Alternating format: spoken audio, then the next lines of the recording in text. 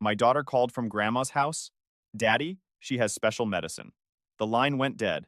I found her unconscious beside a syringe, then police called for backup. I had spent 8 years learning how to read people as an army interrogator. That skill served me better in civilian life than any degree ever could. After leaving the military, I became a private investigator specializing in insurance fraud. But the most important investigation of my life had nothing to do with staged accidents or false claims. It was the mystery of what was happening to my daughter. Emily was 7 years old. She had her mother's dark curls and my sharp gray eyes. 2 years earlier, when my ex-wife Wendy filed for divorce, Emily had been fearless, bright, and constantly laughing. She had been the kind of child who filled every room she entered. Now, every Sunday evening, when I picked her up from her grandparents' house, she seemed smaller and quieter. The light in her eyes had faded into something that looked dangerously close to resignation. One Sunday in October, Emily climbed into my truck and hugged her backpack against her chest like a shield. "How was your weekend with Grandma and Grandpa?" I asked. It had become a ritual, and so had her answer.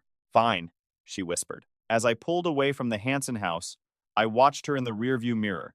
The place was a massive Victorian home on the north side of town, far too grand and far too cold. Verna Hanson, Wendy's mother, stood on the porch in an expensive wool coat. Her thin frame made her look almost skeletal, but there was nothing fragile about her.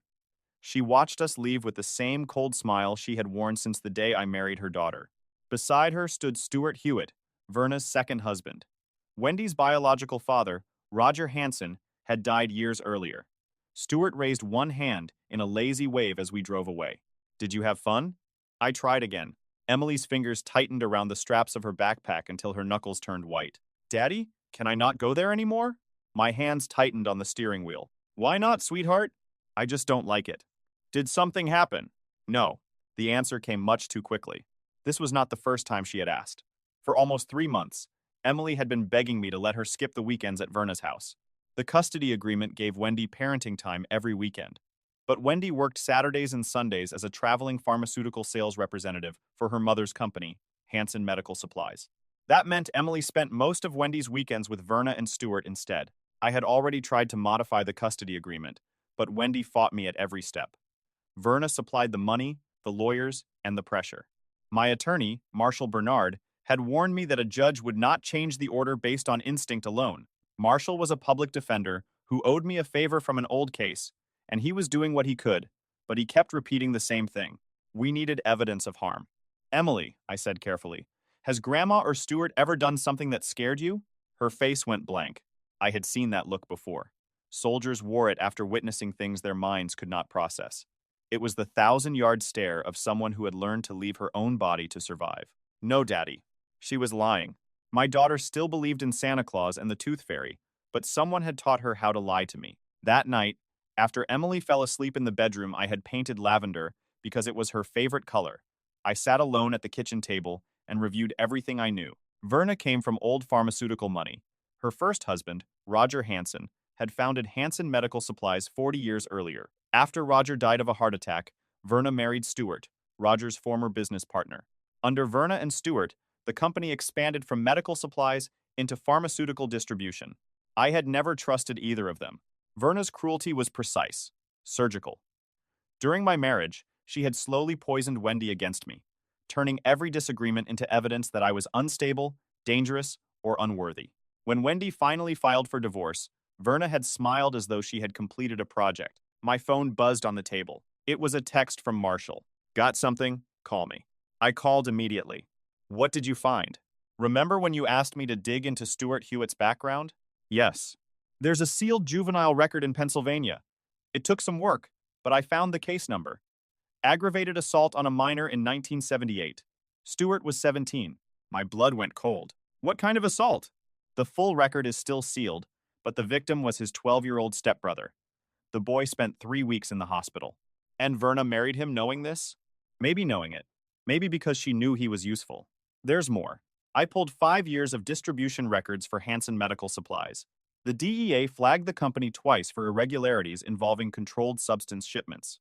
Were they prosecuted? No. Both investigations disappeared before charges were filed. Because Verna has lawyers who know how to make problems disappear. That would be my guess." After the call, I went to Emily's room and stood in the doorway. Her unicorn nightlight cast faint rainbow shadows across the walls. On her forearm was a fading bruise. When I had asked about it the week before, she said she had fallen. She delivered the explanation with the practiced ease of someone repeating a rehearsed answer. My phone buzzed again. This time it was Wendy. Mom wants Emily for Thanksgiving weekend too. I'll pick her up Wednesday. I replied that we needed to discuss Emily's visits to Verna's house. The typing indicator appeared, disappeared, and appeared again. Then Wendy answered, "Don't start this again. The judge already ruled." I wrote and deleted 5 different responses before finally sending one word. Fine. The following Tuesday, I waited in my truck outside Hillside Elementary.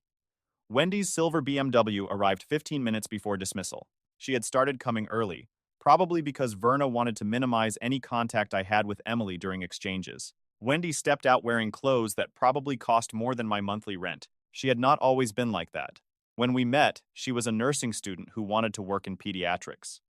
After we married, Verna redirected her into pharmaceutical sales. Over time, Wendy became more and more like her mother, right down to the carefully controlled voice and the cold smile. My phone rang from an unknown number. "Mr. Blackburn? This is Officer Jonathan Strickland, the school resource officer at Hillside Elementary. I have your daughter in the office. She's asking to speak with you." My heart started pounding. "What happened? Is she hurt?" "She appears physically unharmed, but she's extremely upset. She's refusing to leave with her mother. Can you come inside?" I'm already in the parking lot. I found Emily in the principal's office, crying so hard that her entire body shook. Wendy stood nearby with her arms crossed, radiating fury. Officer Strickland, a middle-aged man with kind eyes, positioned himself between them. "Daddy?" The instant Emily saw me, she ran into my arms. I caught her and felt her trembling against my chest. "I've got you, baby. What's wrong?" "She's being dramatic," Wendy snapped. "Mom wants her for a few days. You'd think I was asking her to walk into a fire." "I don't want to go," Emily cried. "Please, Daddy, don't make me go." I looked at Officer Strickland over Emily's head. His expression was carefully neutral, but I recognized what was behind it. He knew something was wrong. He simply did not have enough evidence to act. "The custody agreement says Wendy began." I know what it says. I kept my voice level, even though rage was building inside me. I knelt in front of Emily and held her shoulders gently. "I need you to tell me the truth. Has someone at Grandma's house hurt you?" Her sobbing became more intense, but I felt her nod. "This is ridiculous," Wendy said. "Emily, stop this nonsense right now. Grandma has been nothing but kind to you." "Mrs. Blackburn," Officer Strickland said, "perhaps we should give them a moment." "No. I have custody this week. The agreement says Clayton has to hand her over. I'm taking my daughter, and he can't stop me." I looked at Emily's terrified face and made a decision that I knew could cost me everything. "No." Wendy stared at me. "Excuse me?" I said no. "She's not going with you." Wendy pulled out her phone. "Then I'm calling my lawyer and the police. You're violating a custody order." "Call them. While you're at it, explain why your 7-year-old daughter is terrified of visiting your mother's house." Officer Strickland cleared his throat. "Mr. Blackburn, you understand you could be held in contempt." "I understand. I also understand that I'm not sending my daughter somewhere she's afraid to go. Arrest me if you have to. She is not leaving with her mother today." "And—" Wendy's face turned red. "You'll regret this. Mom's lawyers will destroy you." "Let them try." She stormed out, her heels striking the hallway floor like gunshots. Through the window, I watched her BMW tear out of the parking lot. Officer Strickland studied me for a long moment. "That took courage," he said. "It was probably legally foolish, but it took courage. Can you document everything that happened? The time, Emily's condition, the things she said?" "I already planned to." He glanced at Emily. "I've worked around children for 20 years. I've seen a lot of frightened kids.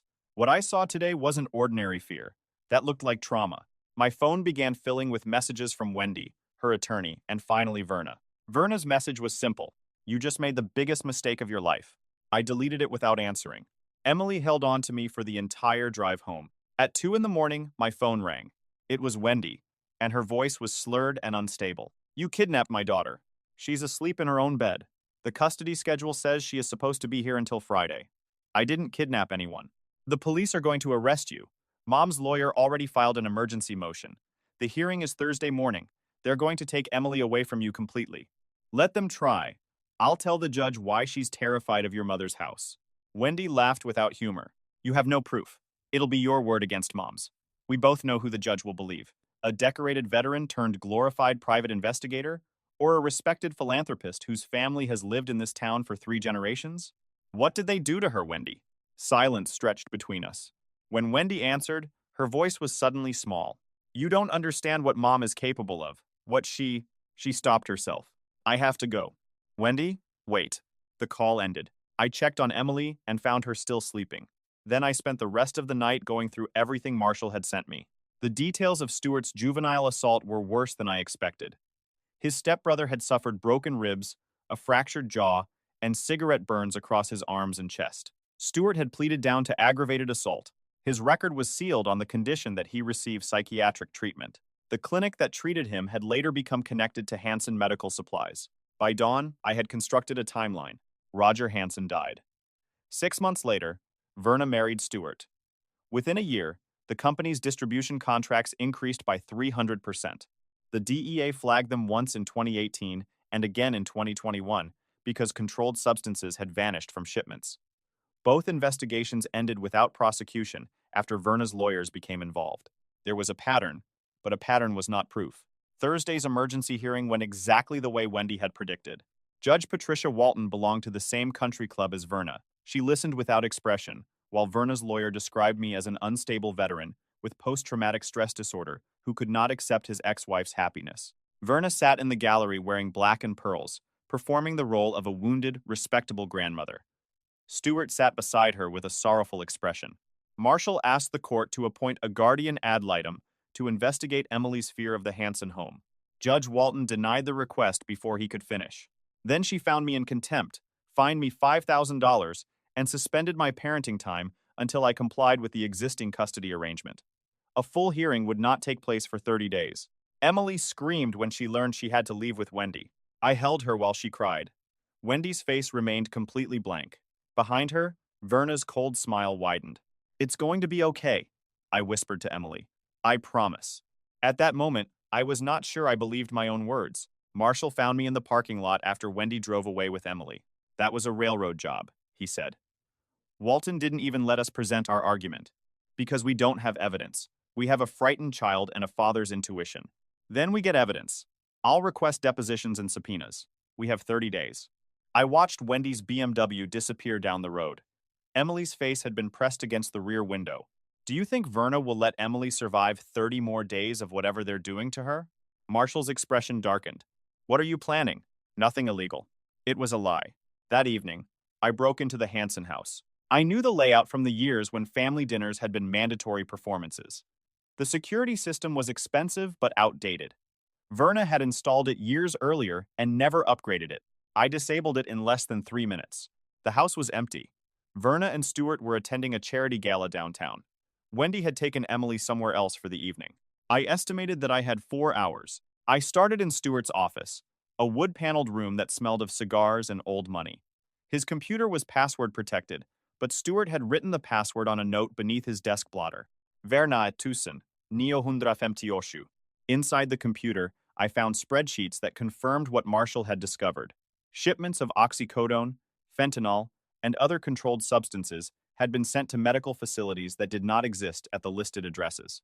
Millions of dollars were moving through shell companies. Then I found a hidden, password-protected folder. The password was Emily's birthday. My hands began to shake when the folder opened. It contained hundreds of photographs and videos. Emily asleep in an unfamiliar bed. Emily staring at a camera with glazed, unfocused eyes. Emily curled up inside a closet. Some of the files had been recorded only days earlier. Medical equipment was visible in the background. Syringes, monitors, and charts documented dosages and physical reactions. They had been drugging my daughter. They had been using her as a human test subject and recording the effects. My vision narrowed, but my army training kept me moving. Document the evidence. Stay calm. Complete the mission. I copied the files onto a flash drive. In Verna's office, I found handwritten journals describing a research protocol involving Emily. Verna's handwriting was clinical and precise. Subject shows increased tolerance. Recommend higher dosage for next phase. There was no guilt in the words. No recognition that the subject was her own granddaughter. The closet shown in the videos was located in a basement room I had never seen during my marriage. Its entrance was concealed behind a false panel in the wine cellar. The hidden room looked like a private laboratory. There was a hospital bed, medical monitors, trays of equipment, and cameras mounted in the corners. Beside the bed stood the closet where they had locked Emily whenever she resisted. I opened the closet door. There were scratches on the walls where small fingers had clawed at the surface. The air smelled stale, with traces of urine and terror. On the floor was Emily's stuffed rabbit. She had been asking about it for months. She told me she had lost it at Grandma's house. I photographed everything. By then, my hands had stopped shaking. My thoughts had become cold and focused. This was evidence. This would destroy them. Then I heard the front door open. Verna's sharp voice carried through the house, followed by Stuart's deeper reply. They had returned early. Did you lock the basement? Verna asked. Of course. The alarm was disarmed. Someone has been here. I pocketed the flash drive, restored the computer screen, and moved into the wine cellar as footsteps descended the stairs. I slipped behind the false panel and closed it just before they entered the laboratory. Through a narrow crack, I watched them inspect the room. Verna opened the closet and ran her fingers across the scratches Emily had left behind. The child is becoming a problem, she said. She's too vocal and too resistant. I agree. Stuart answered while checking the equipment. We should accelerate to phase 3. The buyers in Europe are willing to pay twice as much for human trial data on the new compounds. And if something happens to her? A tragic accident. A child falls down the stairs during a visit. It happens. He spoke as casually as if he were discussing the weather. Verna smiled. I do love the way you think. We'll need to move quickly. Clayton is becoming problematic. Then we deal with Clayton too. An unstable veteran with PTSD loses custody and becomes suicidal. I know people who can make it look convincing. My hand moved toward the folding knife in my pocket. I could have stepped through the panel and ended it right there. The basement was soundproof. There were no witnesses. 2 monsters stood only a few feet away. But Emily needed me alive. Dead or imprisoned, I could not protect her. I waited until Verna and Stuart left the basement. Then I escaped through the same route I had used to enter. The moment I reached my truck, my phone rang.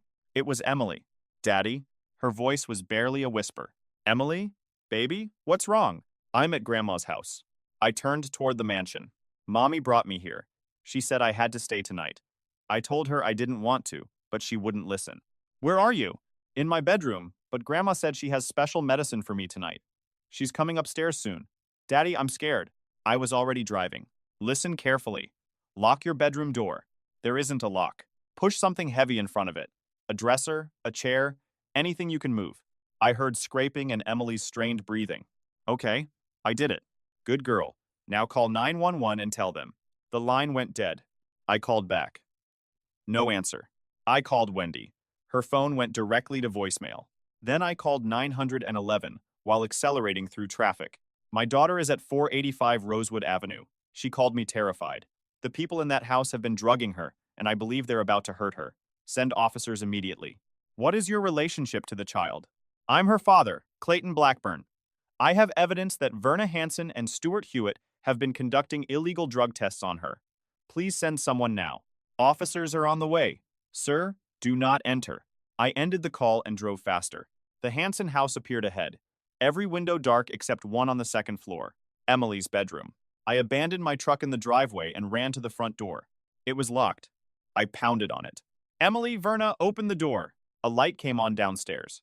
Through the window, I saw Stuart approaching with a phone in his hand. You're trespassing, Blackburn, he called through the door. I've called the police. Good. I want them here. I stepped back and kicked the door. The frame cracked but held. You're going to prison for this, Stuart said. I kicked again. The door burst inward, and Stuart stumbled backward as I entered. Where is she? Get out of my house. I grabbed him by the collar and slammed him against the wall. Where is my daughter? Upstairs, Verna called from above us, her voice cold and steady. But you're too late. I released Stuart and took the stairs 3 at a time. Emily's door was blocked from the inside, just as I had instructed. Emily, it's Daddy. Move away from the door. There was no answer. I drove my shoulder into the wood. The door shifted, and I heard the dresser scrape across the floor. I hit it again. On the third impact, the door opened far enough for me to force my way through. Emily lay unconscious on the bed. An empty syringe rested on the nightstand. No. No, no, no. I found a faint pulse in her neck. Her breathing was shallow, but she was alive. Emily, wake up. Baby, please wake up. I lifted her into my arms. When I turned, Verna stood in the doorway holding another syringe. Put my granddaughter down. You drugged her. My voice hardly sounded human. You poisoned your own granddaughter. I gave her medicine because she was hysterical. You're the one who broke into my home and terrified her. Verna smiled. When the police arrive, I'll tell them exactly what happened. An unstable veteran who had already violated a custody order broke into our house and poisoned his own daughter to frame us. We tried to save her, but you ran. Sirens sounded in the distance. I looked at Emily's pale face and then at Verna. You're not going to win. I already have, dear. I always do.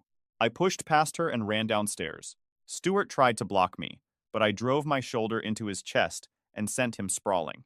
I reached the front lawn just as two police cruisers arrived with their lights flashing. He broke into our house, Stuart shouted behind me. He attacked me and poisoned the child. The officers stepped out with their hands near their weapons. Put the child down. I placed Emily carefully on the grass. She needs an ambulance. They drugged her. There's an empty syringe on the nightstand. One of the officers was Jonathan Strickland, the resource officer from Emily's school. He knelt beside her and checked her vital signs. Get paramedics here now, he shouted into his radio. Another officer placed me in handcuffs. You're under arrest for breaking and entering an assault. Check my truck. There's a flash drive in the glove compartment. It contains photographs, videos, and medical records of what they've been doing to Emily. Check Stuart Hewitt's computer. The password is Verna Uno Navi Cinquecetta. There's a hidden laboratory in the basement behind a false panel in the wine cellar. Officer Strickland examined Emily's arms. This child has needle marks, he said. The officer holding me hesitated. What? Multiple injection sites. Some are recent. Others are in different stages of healing. She has been repeatedly injected with something. Verna appeared on the porch with Stuart. She has been receiving treatment for anxiety, Verna said. We have prescriptions from her physician. Show them the basement, I said. Show them the room where you kept her.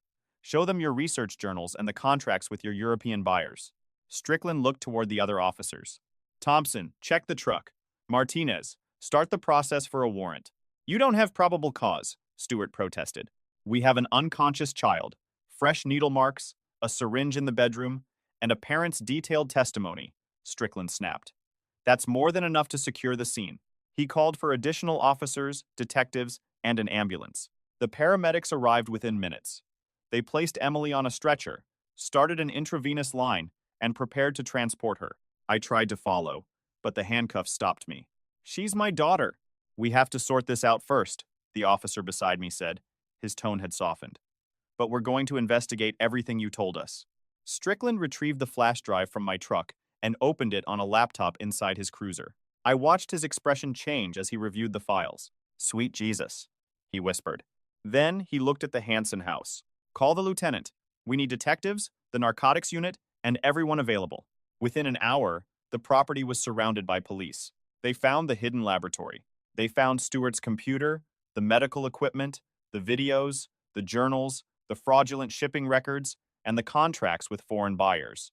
They found evidence supporting charges of child endangerment, aggravated assault, illegal human drug testing, distribution of controlled substances, conspiracy, and attempted murder.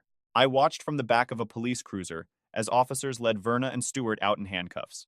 For the first time, Verna's cold smile was gone. Fury twisted her face when she looked at me. You're a dead man, she said. My lawyers will... Your lawyers are going to have trouble making this disappear, Strickland interrupted. The DEA is already on the way. So is the FBI. This involves interstate drug distribution, fraudulent trials, and the attempted killing of a child. You're looking at federal prison. The remaining color drained from Verna's face. An officer removed my handcuffs. You're free to go, Mr. Blackburn. We'll need a full statement, but right now you should be with your daughter. She's at County Hospital. For the second time that night, I drove close to 90 miles an hour. I found Emily in the pediatric intensive care unit, unconscious but stable. The doctor explained that they had treated her immediately and administered medication to limit the absorption of the sedative. The dose had been massive, but they had reached her in time. She was going to recover. Wendy sat in the corner with her face buried in her hands. When she looked up, I saw the woman I had married for the first time in years. She looked frightened, broken, and human. I didn't know, she whispered. Clayton, I swear I didn't know what Mom was doing. You knew something was wrong. Emily told you she was scared. I thought she was being dramatic. Mom said she was acting out because of the divorce. I thought... Her voice broke. I'm so sorry. I sat beside Emily and took her small hand. We'll talk later. Right now, She needs both of us. We waited in silence. Near dawn, Emily opened her eyes. Daddy, I'm here, baby. You're safe. You came. I'll always come for you. Always. The next 2 weeks passed in a blur of police interviews, emergency custody hearings, federal investigations, and national media coverage. The story spread across the country. A pharmaceutical heiress and her husband had been arrested for conducting illegal drug experiments on their own granddaughter. The DEA raid on Hanson Medical Supplies uncovered a distribution network spanning 7 states. Investigators found millions of dollars in illegal profits and evidence that dozens of people had been used as unwitting test subjects. Stewart's juvenile record was unsealed. The complete details of what he had done to his stepbrother became public. Other victims began coming forward, describing years of abuse that had been hidden by money, intimidation, and connections. Judge Walton recused herself from the custody case after an ethics investigation uncovered financial ties between her family and Hanson Medical Supplies. A new judge, Angela Morrison, reviewed the evidence and awarded me full custody. Wendy received supervised visitation, pending a psychiatric evaluation. She did not fight the ruling. Wendy entered a treatment facility to confront the decades of manipulation and control she had experienced under her mother. For Emily's sake, I hoped she would eventually become stronger. 2 weeks after the arrests, Marshall called with troubling news. Verna's lawyers got her bail hearing moved up. They're asking for house arrest with electronic monitoring. Tell me you're joking. I wish I were. The prosecutor is fighting it, but you know how these cases can go. She's wealthy, has no prior convictions, and spent years presenting herself as a pillar of the community. She drugged a child, my child.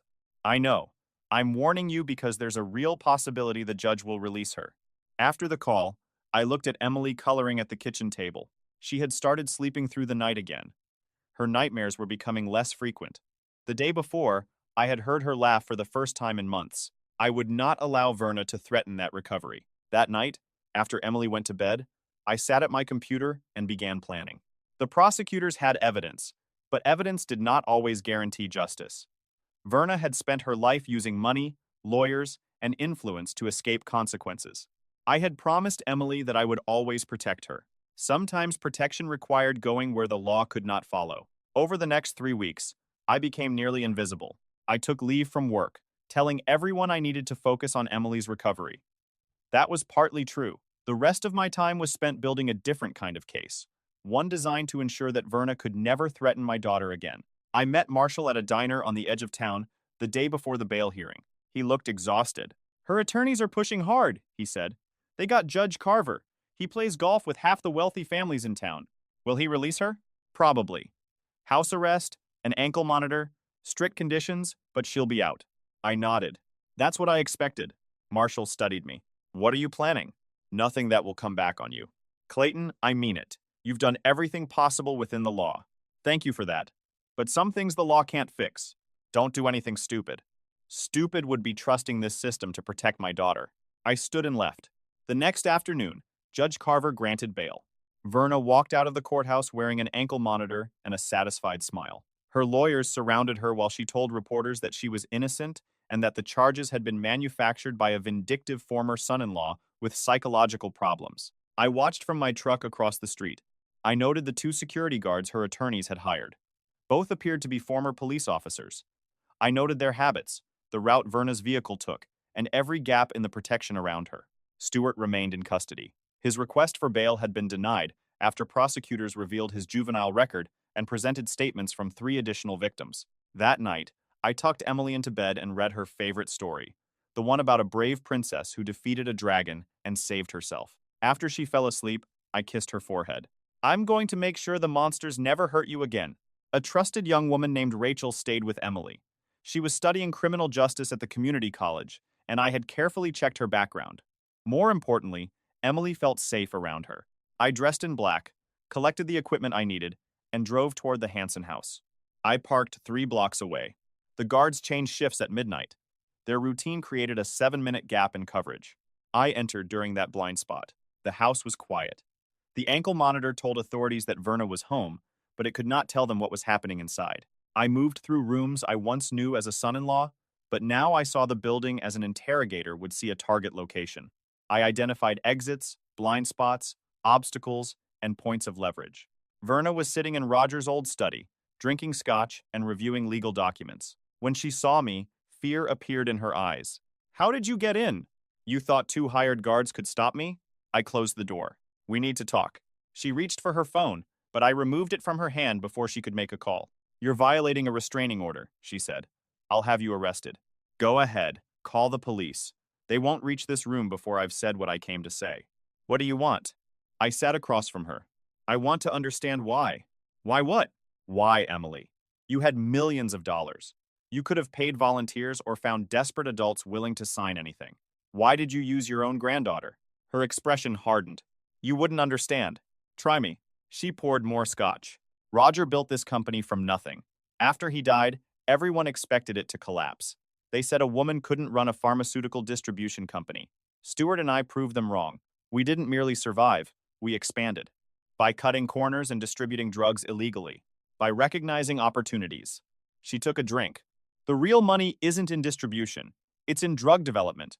Companies that create new compounds make billions.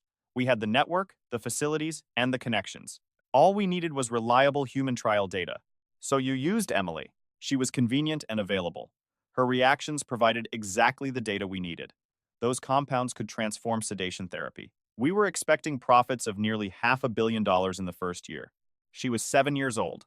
She was a means to an end. Verna's eyes were empty. Frankly, Wendy's child was otherwise useless. At least this way, she contributed something. My hands curled into fists. You actually believe that. I know it.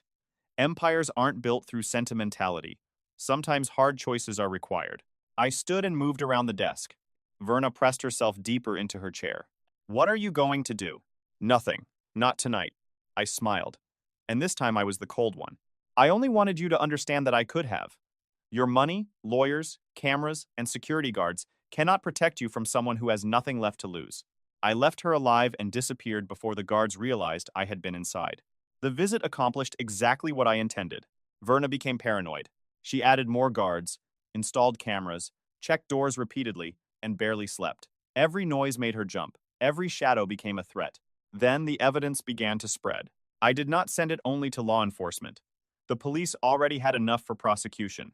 I sent copies to journalists, medical licensing boards, federal regulators, the families of people Hanson Medical Supplies had used as test subjects, and every agency with authority over the company. Before the police seized the computers and journals, I had copied everything. Now I released the information piece by piece. Hanson Medical Supplies collapsed. Its contracts were terminated. Its board resigned. Its business partners abandoned it. Victims filed lawsuits, and reporters uncovered connections to organized crime, illegal distribution networks, corrupt clinics, and fraudulent research. Verna's lawyers tried to control the damage, but a flood cannot be contained after the dam has broken. The trial was scheduled 6 months later. 3 months before it began, Stuart Hewitt was found dead in his cell. The official report described it as a suicide. The truth was more complicated. Through people I had known during my military years, I learned that Stuart could be placed near an inmate whose daughter had died from fentanyl, distributed through Hanson Medical Supplies. The guards looked away. The man took his time. When Verna heard that Stuart was dead, she collapsed from a heart attack. By the time she recovered enough to stand trial, she looked 20 years older. The prosecution's case was overwhelming.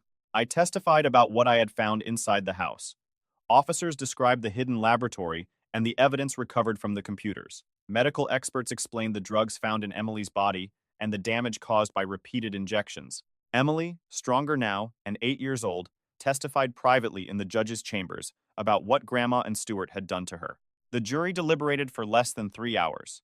Verna was found guilty on every major count. Judge Morrison sentenced her to 45 years in federal prison without the possibility of parole. At 72 years old, it was effectively a life sentence. You betrayed every bond of trust that should exist between a grandparent and a child, the judge told her. You used your wealth and social position to prey upon the vulnerable.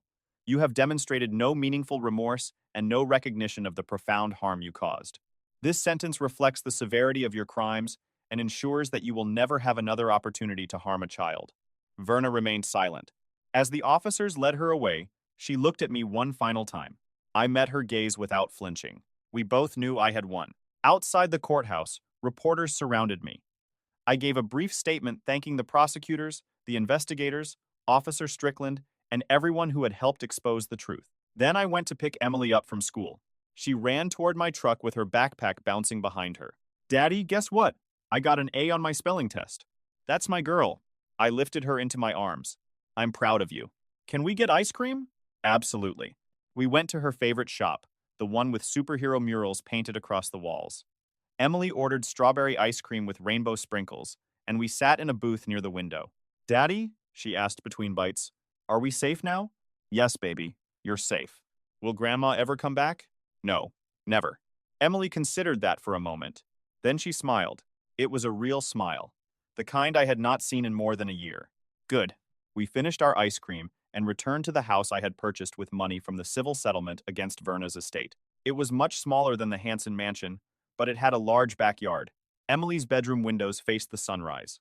That night, after she fell asleep, I sat on the back porch and looked at the stars. Marshall had called to congratulate me on the verdict, but I knew the verdict was only paperwork. Justice had begun the day I refused to force Emily into Wendy's car. It had begun the moment I decided that protecting my daughter mattered more than obeying an order issued by a compromised judge. My phone buzzed. The message came from an unknown number. The deposit has been received. Pleasure doing business with you. I deleted it. In a federal prison 2 states away, Verna would soon learn that inmates were not kind to people who harmed children. I did not waste energy thinking about her. She was a neutralized threat. My attention belonged to Emily and the life we were rebuilding. A few minutes later, I heard her call out in her sleep. I went to her bedroom and found her sitting upright, breathing hard. Daddy, I'm here. I had a bad dream. Was it about Grandma? She shook her head. It was about a dragon, but I beat it with my sword. I saved the day. I smiled. You did. You're the bravest person I know. She lay back down. Will you stay until I fall asleep? Always. I sat beside her until her breathing became slow and peaceful. Outside, the night was quiet. Inside, we were safe. The army had taught me that some battles could not be won by following the rules. Some enemies demanded a different kind of warfare. I had crossed lines that could never be uncrossed. I had made agreements with people who lived in the shadows, but Emily was safe. That was all that mattered. 6 months later, we celebrated her 9th birthday in our backyard. Her classmates ran through the grass, played games, and ate cake. Wendy attended too. She was sober and working carefully to rebuild her relationship with Emily. It would take time, but she was finally trying. Marshall joined me on the porch. She looks happy, he said. She is. And you? I watched Emily laugh as she opened another present. We're good. Any word on Verna? She's in the prison medical unit. She had another heart attack. The doctors don't expect her to survive the year. I showed no reaction. Marshall studied me. You don't sound surprised. Stress can be terrible for the heart. Prison is stressful. Before he could answer, someone called us over to sing. Emily closed her eyes, made a wish, and blew out all 9 candles in a single breath. Everyone cheered.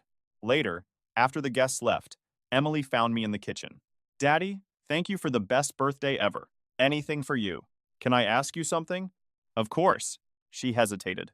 Do you think Grandma is sorry for what she did? I knelt so we were at eye level. I don't know, baby. Some people never learn how to be sorry. But it doesn't matter, right? She can't hurt me anymore? That's right. She can't hurt you. I won't let anyone hurt you. Emily wrapped her arms around me. I know. You're my hero, Daddy. I held her and felt the full weight of what I had done.